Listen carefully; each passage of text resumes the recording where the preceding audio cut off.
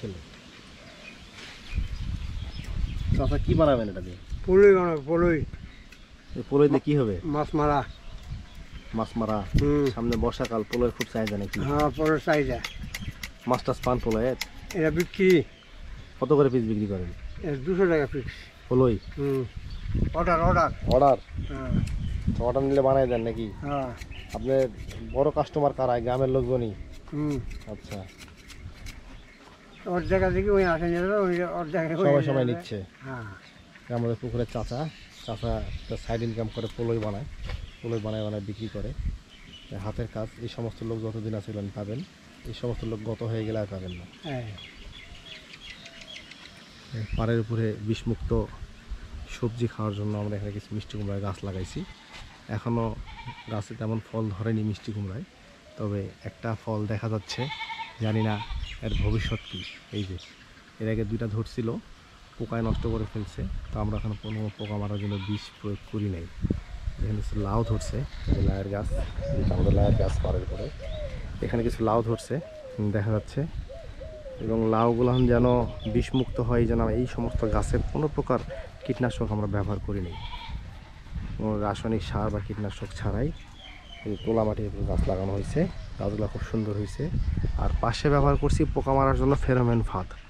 এই যে ফেরোমন ফাঁদ, এটা হচ্ছে বিষমুক্ত ফল উৎপাদনের জন্য ফেরোমন ফাঁদ খুবই উপযোগী একটা জিনিস। যত বিষাক্ত পোকা দেখেন এখানে ওই ফাঁদে আটকে গেছে। আমরা এখানে 3টা ফেরোমন ফাঁদ দিয়ে রাখছি। এই যে অনেক জালি নষ্ট হয়ে যাচ্ছে, পচামিনা ধরতেছে, পোকায় ক্ষত করতেছে, যেমন এই জালিটা নষ্ট হয়ে গেছে, জালি নষ্ট হয়ে গেছে। দেখেন এই যে পোকা দাগ বসে, এই যে পোকা বসে আছে, দেখতে পাবেন পোকা লায়ের উপর বসে আছে। এই সমস্ত পোকা যখন ফেরোমন ফাঁদে পড়বে ওখান থেকে মারা যাবে। যেন আমরা কিছু ফেরোমন ফাঁদ লাগায় রাখছি। এই যে আমাদের লাউ ধরছে দেখেন, আমাদের পুকুর নেট করা, ওই যে পাশে নেট করা পুকুরটা দেখা যাচ্ছে, এখানে আমাদের ট্যাংরা মাছ দেওয়া আছে। আর এই যে ফাঁদ, ফেরোমন ফাঁদ, অনেক পোকা আটকে আছে দেখেন।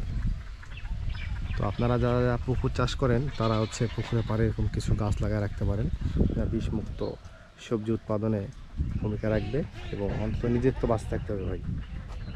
পুরা বাজারে যে লাউ খান, যে বেগুন, যে সবজি খান না কেন, সবগুলোতে হেভি মেটাল ছাড়া কোনো সবজি নেই। কিন্তু আমি বলতে পারি আমার এই গাছগুলোতে কোনো হেভি মেটাল নেই। এগুলো বিক্রির জন্য নয়, এগুলো নিজেদের বাসায় খাওয়ার জন্য।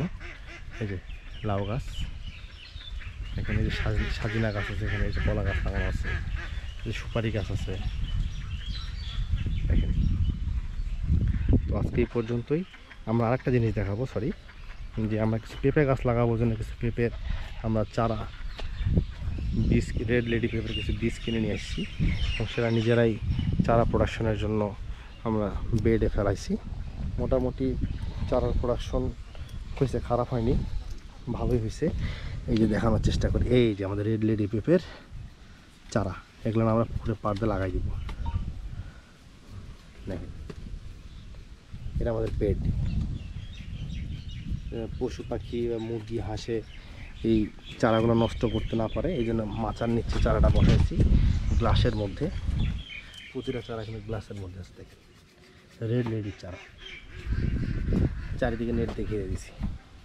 তো আজকে এই পর্যন্তই, পরবর্তী কোনো একটা ভিডিও নিয়ে দেখা হবে। ভালো থাকবেন, দোয়া করবেন আমাদের জন্য। ধন্যবাদ সকলকে।